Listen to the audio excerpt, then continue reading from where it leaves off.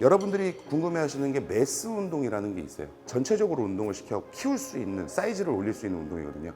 저는 상완 삼두근 운동의 매스 운동이 클로즈 그립 벤치프레스라고 봐요. 그래서 여러분들 상완 삼두근 운동에 클로즈 그립 벤치프레스를 한번 넣어서 한번 설명을 드리도록 할게요. 벤치가 준비가 되셨으면은 이것도 마찬가지입니다. 이 그립 넓이를 잡을 때 넓게, 이 정도 어깨 넓이 정도로 잡으셔도 돼요. 그럼 대신에 조금 넓게 잡았을 때는 삼두근의 개입이 조금씩 떨어지기 시작한다고 생각하시면 되고, 좁게 잡았는데 손목에 무리가 간다. 그럼 어깨 넓이 정도로 잡으시는 걸 권해드립니다. 오늘 주먹 하나 정도 놓고 좁게 잡아볼까요? 우리 좁게 잡으실 때 마찬가지로 바벨을 약간 비스듬히 사선으로 잡으시면 좋을 것 같아요. 그 상태에서 내렸다가 쭉 밀어 올리면서 벤치프레스랑 비슷하죠.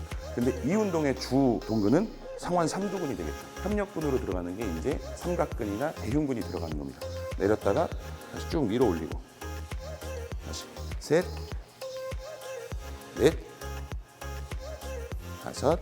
전체적으로 팔에 두께감을 키울 수 있는 매스 운동이다 보니까 여러분들 이 운동을 한 번씩 해보시고, 만약에 무리가 간다, 아니면 자세가 흔들린다 그러시면은 지금 이렇게 고정이 안 돼 있는 바벨로 하시지 말고 스미스 머신 같은 곳에서 고정해 놓은 상태로 한번 연습을 해보시는 걸 추천해 드릴게요.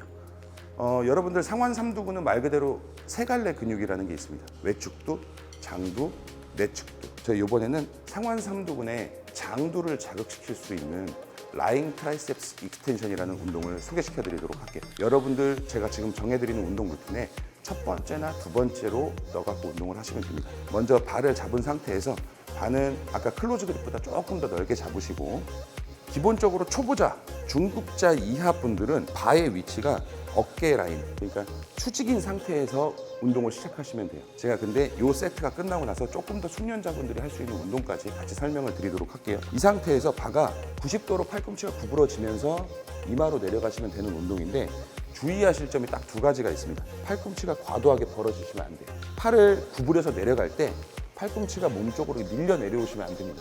최대한 늘려서 장두를 늘린 상태에서 고정시켜 놓고, 고정시킨 상태에서 팔꿈치를 구부려서 장두를 늘려주시는 거예요. 다시 쭉 펴고 지그시 펴주셔야 되고요.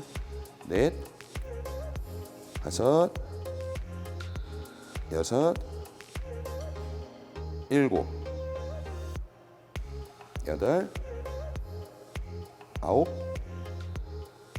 조금 더 고급자분들이 할 수 있는 동작은 이제는 이 팔의 위치가 45도까지 밀려납니다. 그 상태에서 이마로 내려가는 것이 아니라 여러분의 정수리 쪽으로 팔을 구부리시는 거예요. 정지. 지금 아까랑 90도에서 구부러졌을 때 바의 위치는 여기였습니다. 근데 지금은 45도로 내려갔기 때문에 바의 위치가 머리 위로 내려가겠죠. 이 상태에서 한번 시행을 한번 해볼게요. 쭉 펴보세요. 네, 둘, 셋. 최대한 팔꿈치 위치는 고정시켜 놓고, 넷, 다섯.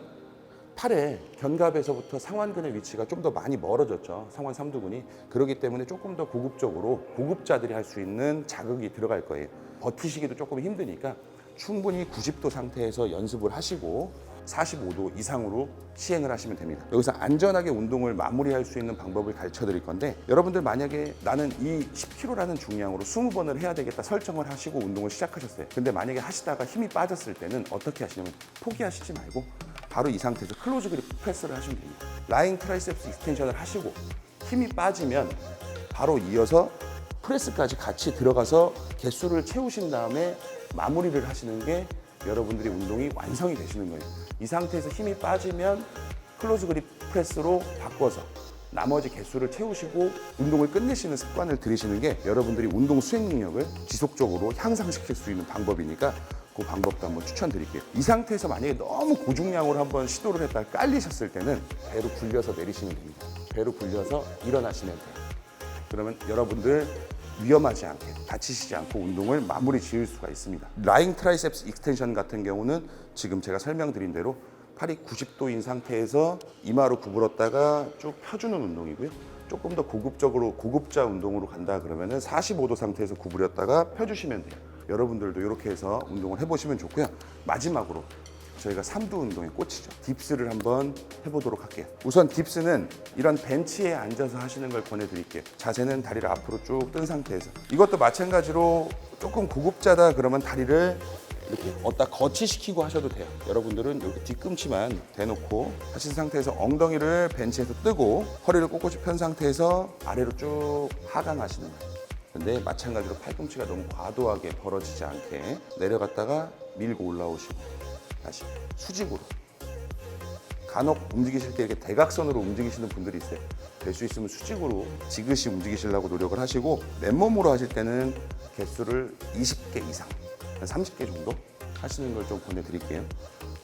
이 딥스 같은 경우는 상완 삼두근의 내축도에도 자극이 많이 들어가기 때문에 여러분들 꼭 챙겨서 하시는 걸 권해드리도록 하겠습니다.